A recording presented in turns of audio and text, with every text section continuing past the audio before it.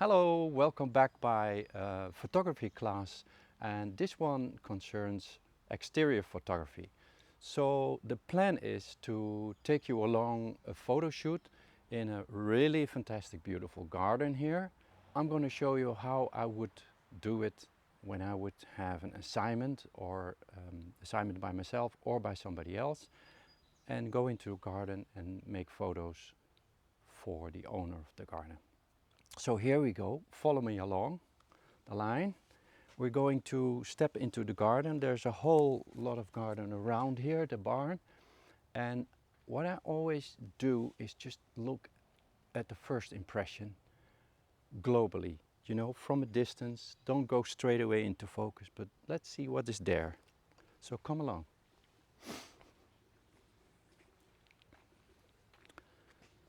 So here, for example, that's a part that I really like. This garden is really designed by a lady called Cynthia. She's kind of almost an English garden she made. So there's all kind of layers and colors and different flowers. You see here there's a lot of contrast in the morning sun. So let me take a picture from that and see how that works.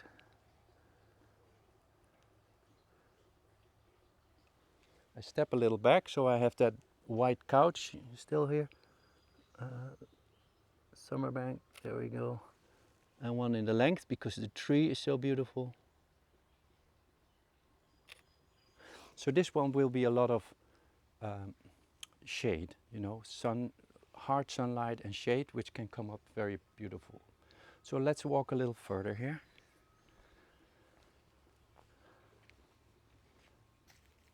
It's like, wow, this is just beautiful. So I'm going to take away my tripod here, and we're going to have a look. And I'm just going to make a few pictures in this way. I'm using the barn as an anchor on the side of this image. So you have a bit of an anchor on this side and then it goes over there. I often like in landscape photography to have a tree or something on the side of the...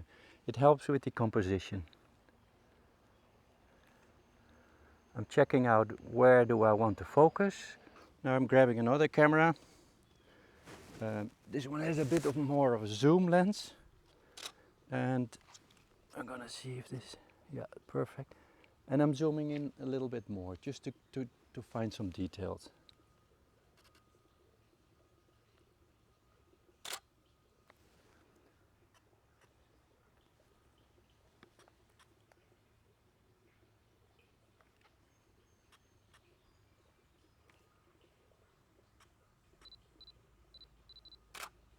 So the tricky thing with flowers is, because if you have a bed of flowers, which one is the one you're going to focus on?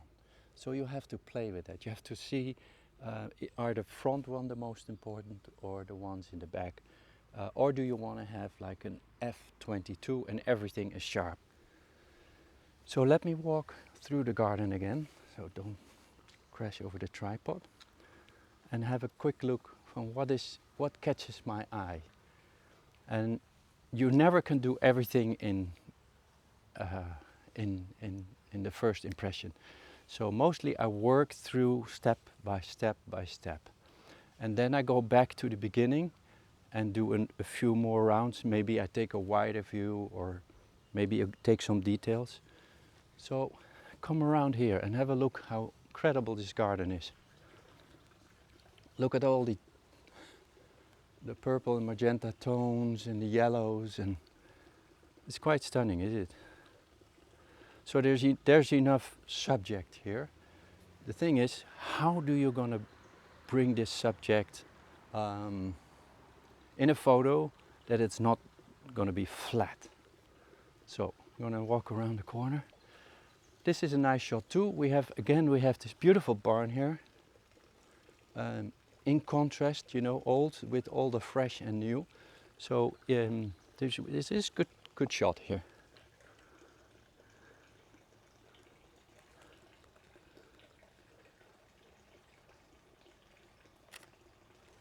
All right, that's good. And then I'm taking the focus more in the back of the garden. See if that makes a difference. All right, excellent.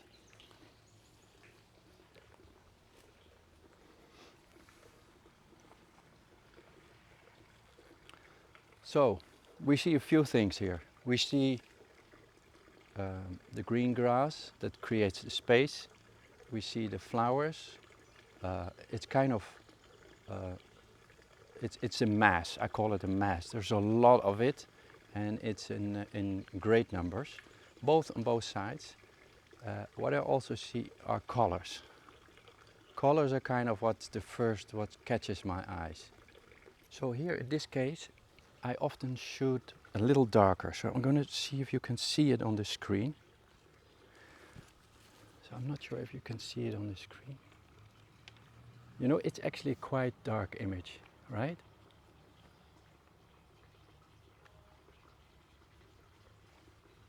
It's almost so dark if you can't see it. Okay, the reason why I do that is because I can lift up a lot of the shadows. There's a lot of shadow here because we have the trees covering the sun, and I can light it up. So I can always make the image brighter, but if it's over bright, I cannot make it darker. You lost it. So I told that before in different sessions in previous lessons that I gave. It's easier to light up an image from, for example, Lightroom or something like that, than when you have lost material. So here we go again. I'm gonna make one more. I zoom a little bit in. I focus on flowers in the earlier of the composition part, and I have enough space in my picture that I can crop it even a little bit when I feel like later on. So you have all these colors. So it becomes almost like an abstract. You see flowers, but it's all about colors here. So I'm going to take another angle here. So if the camera can go there, you see this is just all going back in the depth. You see even yellow there, the pinks, the whites. So here we go.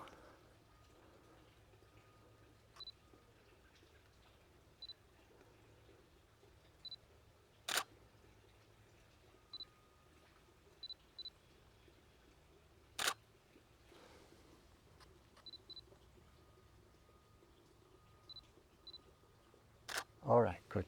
So something is catching my eye.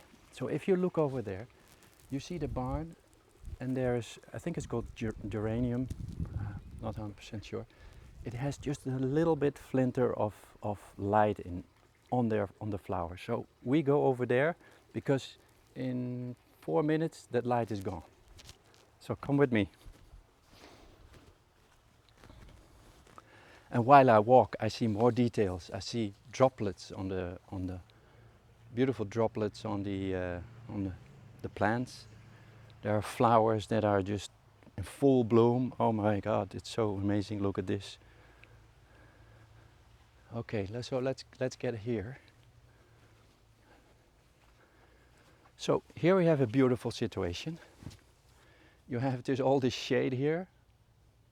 You have rough material, and then you have these delicate flowers here with just a little catch of light. So I'm gonna take a wide angle, and that's not so difficult. Okay, and this got to be a different setting. I do everything manual. So I put it on F4. You don't need more. Yeah, it's a little on the light side. There we go. There we go. A few more. And then I zoom in a bit.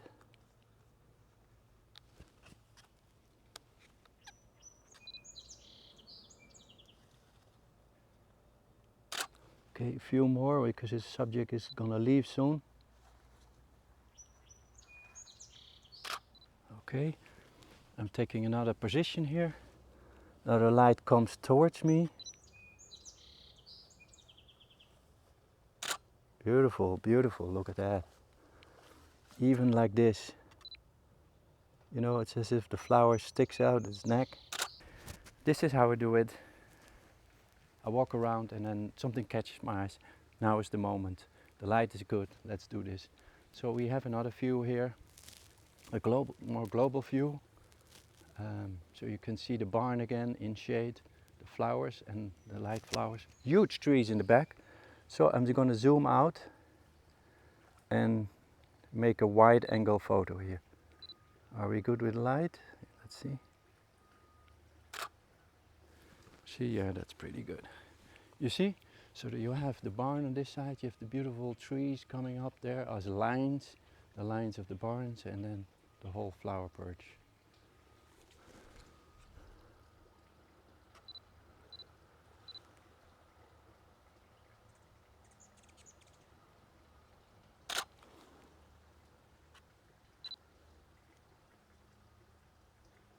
So in these situations, you can make more compositions. You can make maybe 5 different compositions. You can do portrait mode, landscape mode. Do them all, because you know, we have now an SD card. Batteries are good, so it doesn't matter. So I'm using the zoom a little bit here. So I'm going closer into the flowers. I'm looking at the contrast between the purple and the white flowers.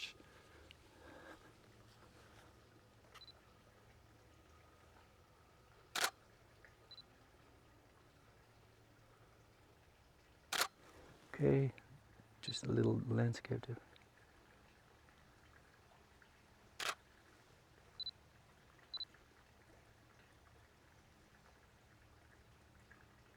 Gorgeous, really gorgeous. Such a graceful object here. All right, so let's walk a little further. Oh, what we see here, boom, there we go.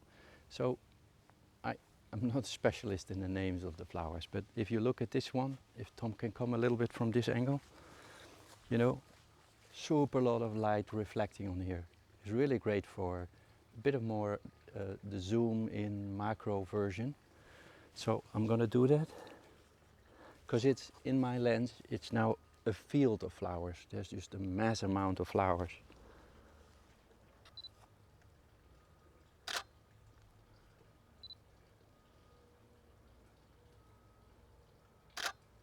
Gorgeous.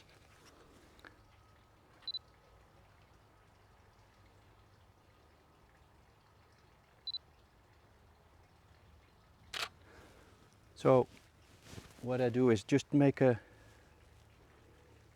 selection and then zoom on probably one of the earlier parts here. Here or here or here. The flowers that you can see well. And then you have just a bed of flowers here. It's quite amazing. Now I'm going to do one with the pink in the back. I use the pink for maybe 10–20% in the back. I focus on the white flowers.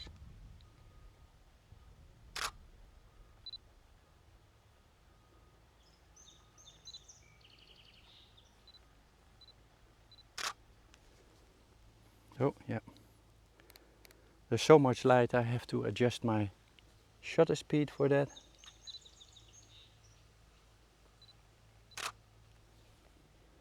Gorgeous, looks great.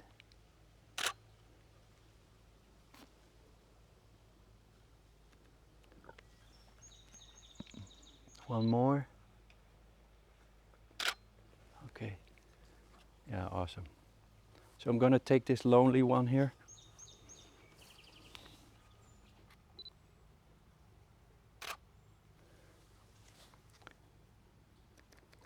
Okay, F4, that's a shallow depth of field.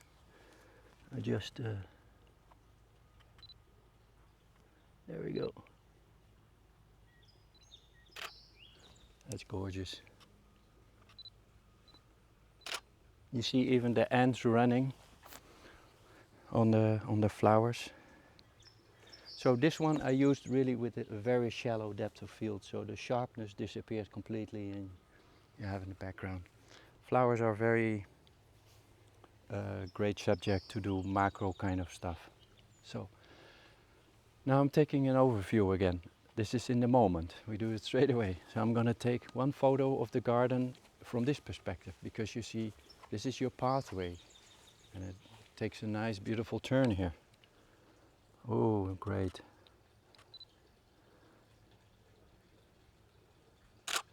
So what you probably don't see in the camera right now, but I'm gonna put your attention to it.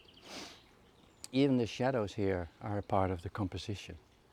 You know, this is a darker part, it's all lighter.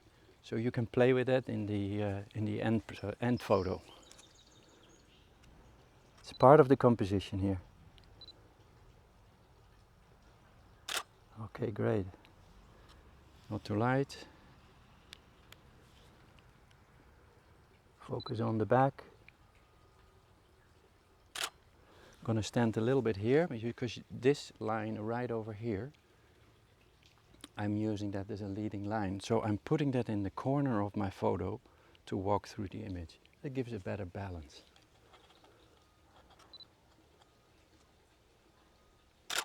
There we go. Take one more sharp. All right, amazing, good.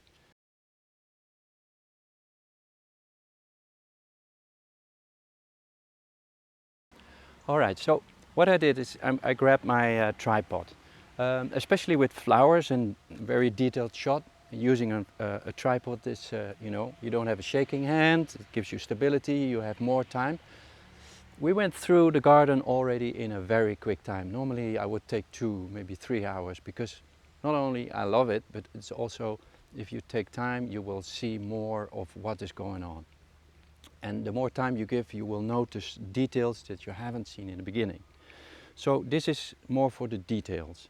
I have a 300mm lens with an f2 aperture, so you can have a really shallow depth of field, which can stand out individual subjects much better.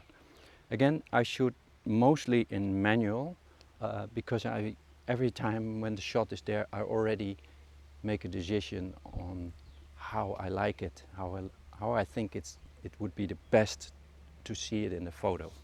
So come with me, we're going to some flowers here.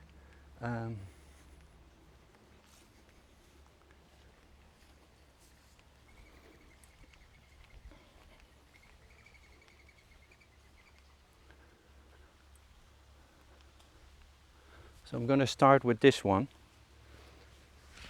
Again, I have no names, no clue what the names are for the flowers.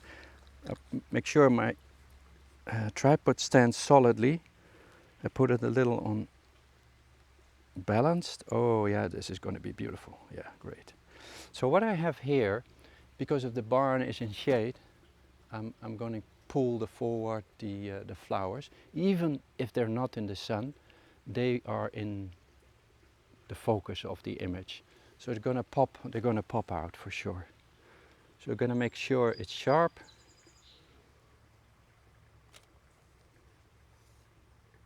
So I zoomed in and with my 3mm, and I don't know if you can see it, but it's well focused here, and the rest is all super blurry in the back. So I'm going to keep finding spots and flowers that are going to stand out.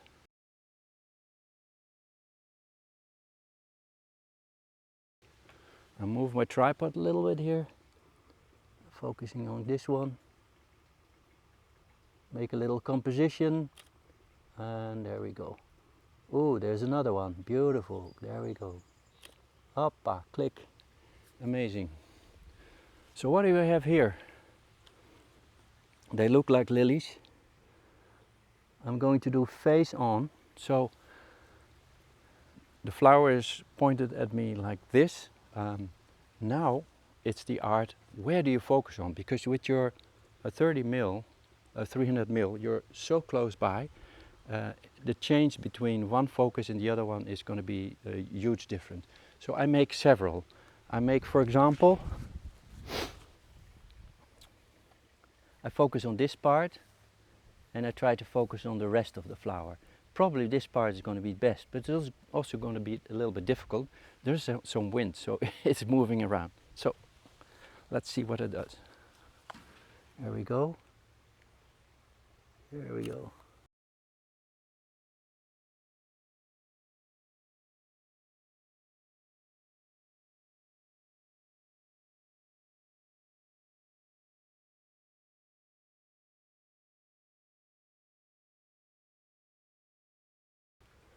Is it enough light? Yeah. Again, I'm underexposing my image a little bit so I can lighten it up a little further along the road. Beautiful. It has a dark background. It's amazing. Here we go. We take another one. There's this crimson lily between the white flower. Absolutely gorgeous. Absolutely. I don't know if you can see that with your camera if you come close by and zoom in, but there's full of detail, and I'm going to try to focus on this part, and then you have the white flowers in the back.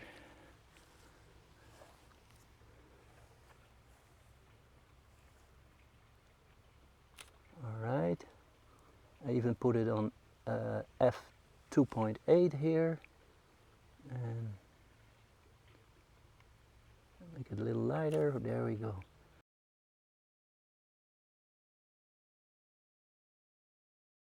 I zoom out a little bit so I can always crop in. I have enough pixels on this camera, no problem. It's amazing. Okay, so we're going to the more sunny flowers here. This is all in the shade. These are going to be even more stunning.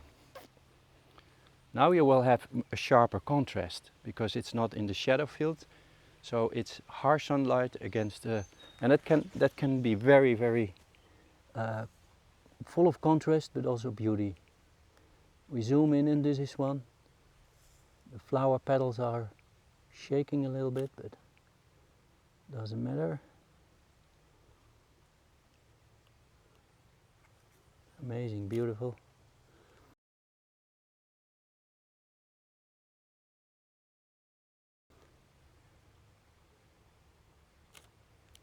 That's the whole joke about if you can have a 1.8 or a 2.8 lens, you can have that exclusive shallow depth of field. I think that's really worthwhile. Alright, I'm going to focus on this one. I have a black background. The light is so harsh that I have to put my shutter speed a little faster. 1/1000th of a second.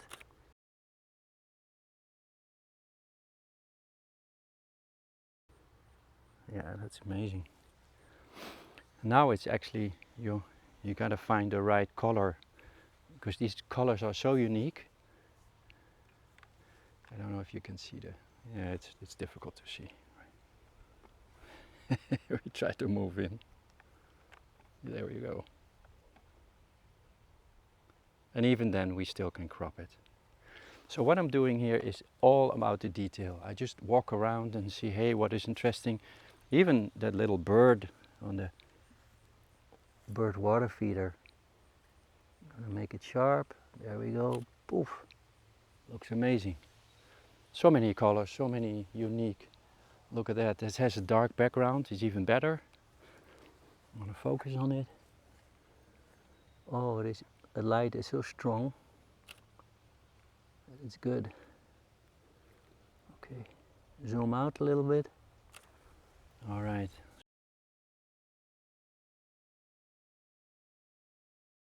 So we have another beautiful lily here.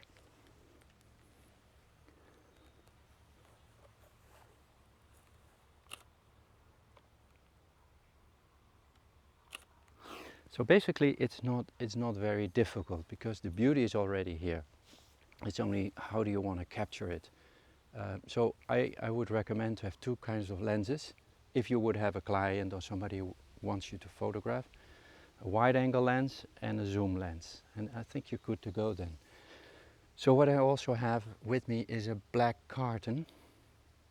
So in case you have neighbors, you know, now we have all kind of beautiful trees, but if you would have neighbors with buildings and you don't want to have these buildings, you can always put, for example, a black carton behind the flower.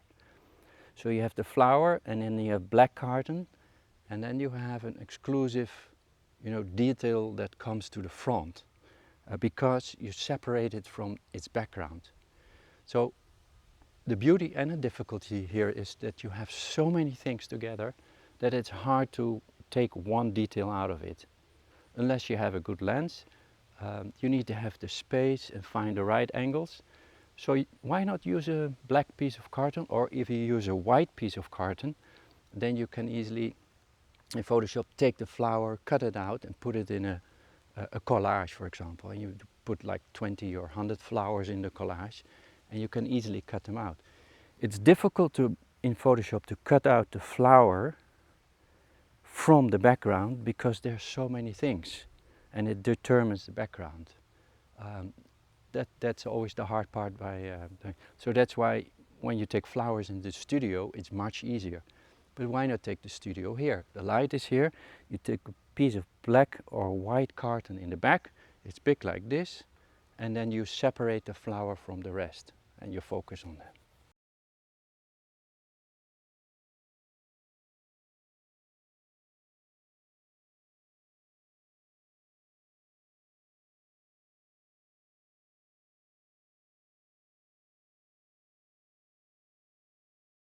All right, we take a few more shots because that's what you guys want to see, I know for sure. Here we have flowers that have a little bit of sunshine and a little bit of shade.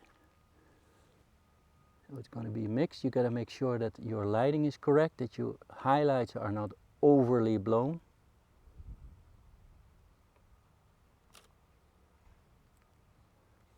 And again, on what do you focus? So you have to find a flower in front that can have the attention of your focus. Here we have another one.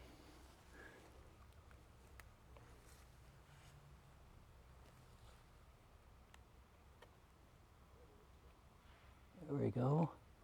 Do this one on top there. Now this is overexposed, so I have to give it some more light.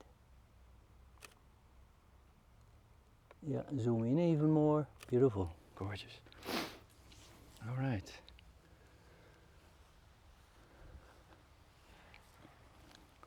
Oh my. So, okay, I'm going to put the tripod away for a second. I'm going to grab my other camera again, and I have this beautiful overview of a flower bed. So I'm going to see if the lighting is correct. I think I have to change it a bit. I'm going to do F16. So I have overview, I have a general sharpness all over, and then change my shutter speed to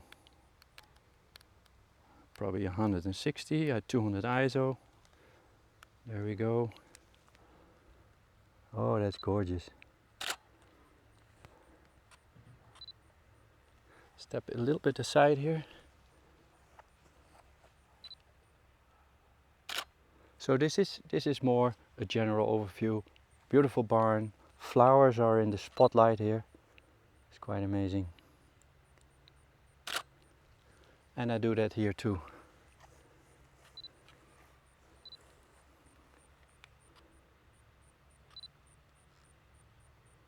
And make sure that there's no object in the back that is disturbing.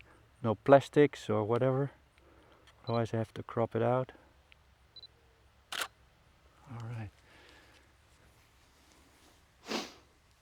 So when you do a garden, I recently did a garden not far away from here. Beautiful garden again, stonework, amazing. So what I did, I came in the morning at, I think it was like 8:30, and I had an hour or two to play around. The light, the sunshine light was high enough to come over the trees, because if you look around here and the sun comes from there, for example, you have to wait till 9 o'clock till the sun comes over the trees. Then it starts to come in, and especially in the morning you have a lot of um, you know, dew drops, you have special light, maybe there's a little damp or mist still, so it's a stunning time. But in the evening around 6, 7 I came back, because then the light came from the other part of the garden, and what once was shadows was now in the sunlight. And they also had a fireplace, so we put up on the fire, so we had the shadows and the fire and the chairs and everything. And I added it into the photo a little bit more warmth and texture, so that it was really a summery feel, because sometimes a blunt photo is not enough. We're kind of overexposed to too many images, so it needs to have something special. So you have to work on that in your Photoshop or in your Lightroom or in post-processing. The client was super happy about it, because they saw the pictures and they knew they could send it out to their friends and family, but also when they look at it in the winter and they have a print, they could remember how beautiful the garden is. And the winters are long here, so that's why they want to have a little memory on that. Everything dies down here in the winter, so this is full bloom. Again, I have a shot here with the house in the background. So something happened with the house this Sunday. There was a little twister, a part of the tree fell down, so it looks a little crooked in the back. It's not normal, they're working on it, but they still allowed us to work in this garden very generously. But it doesn't matter, we're focused on the garden here. So we have these trees here on the side that I use as an anchor on this side of the image, and then bring it open into the field. Make sure your focus is good. Take another position, although you lose a lot of the flowers, so better stand some higher. Sometimes I wish I was 3 meters long, because then you have even more view, right? There we go, we do some portrait mode. We're good here, yeah.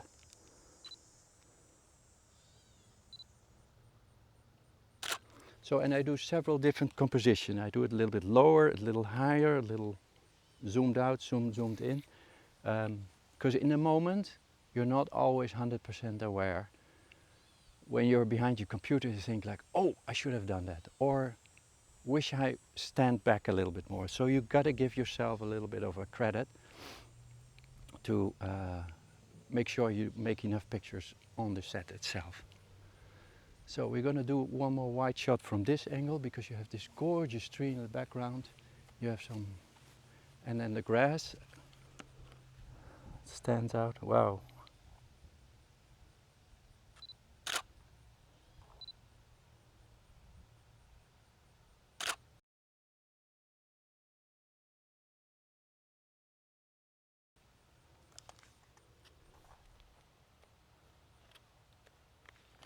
Okay, one more long shot.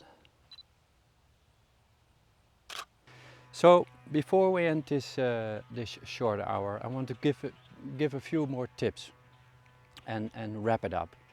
A garden like this, you can do in an hour. You can, even if you don't make photos, you would have time to show it. You would like to come back, like you want to see a movie over and over again. There's too much detail in it. If you would come back again in this garden, it would look, a month from now, it would look totally different. I was here in June. I don't recognize anything except kind of the overall lines. So gardens and exterior photography, everything changes. So don't forget that morning light is different than evening light, and of course different than the harsh midday 12 o'clock, 1 o'clock light. I recommend morning light. It's softer, it's gentler. There could be a little bit of a haze in there. It's not as hard in the shadows, and in the end of the day the same. But again, you should, if you do a garden like this, you would come a few times. If you would have a client, can you make my garden? Come a few times. There's so much to see, and the light is always different.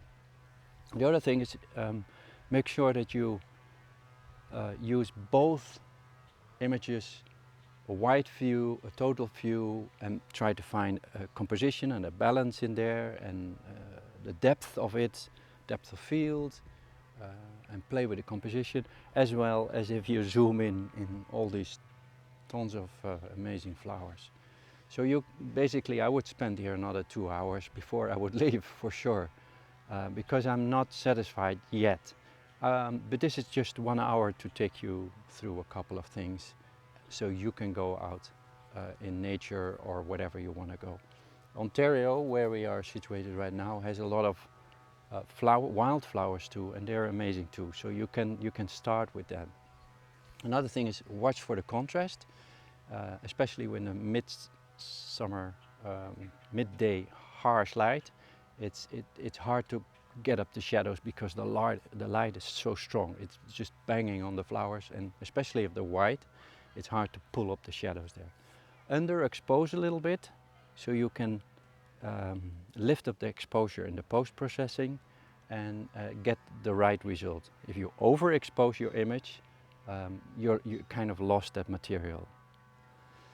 Further, the other thing is use 2 different lenses, one for overview and one for more the zoomed in, and watch and walk around looking at shadow and sunlight and colors. There's so many colors here, and if my client would ask to do this garden, I would make sure that she would be happy, and she sees it every day, and still you have to stun her with great pictures that would make her happy in the winter, for example.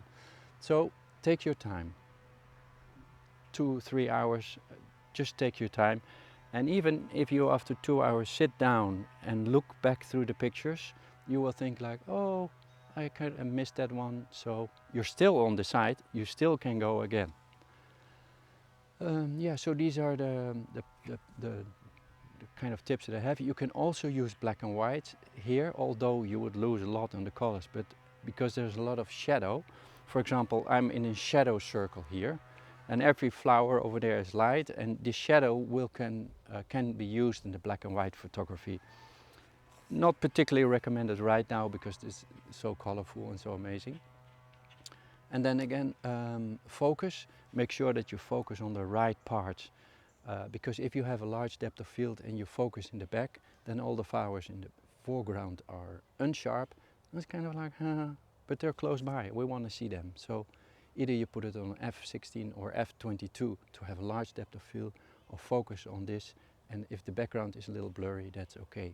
At least you see the colors and it gives you a kind of depth of field. So I really hope that you have enjoyed this part. I did, for sure. It's great to walk around in such beautiful gardens and to see if you can bring it back on a 2-dimensional flat surface and still have that wow factor.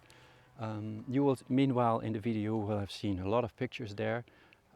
If I would do it right, another 2 hours I would walk around, but we're not going to do that. So I hope you enjoyed it. Make sure that you play a lot. Don't be too serious, play a lot. And you can make mistakes. You can always do it again and again and again until you have a comfortable feeling with it. So yeah, with that note, thank you cameras. Thank you Tom for this last few minutes. See you again. We're going to continue this month with exterior photography, and the next one has to do with water and coastline. So we're looking forward to that. See you next week. Cheers. Bye.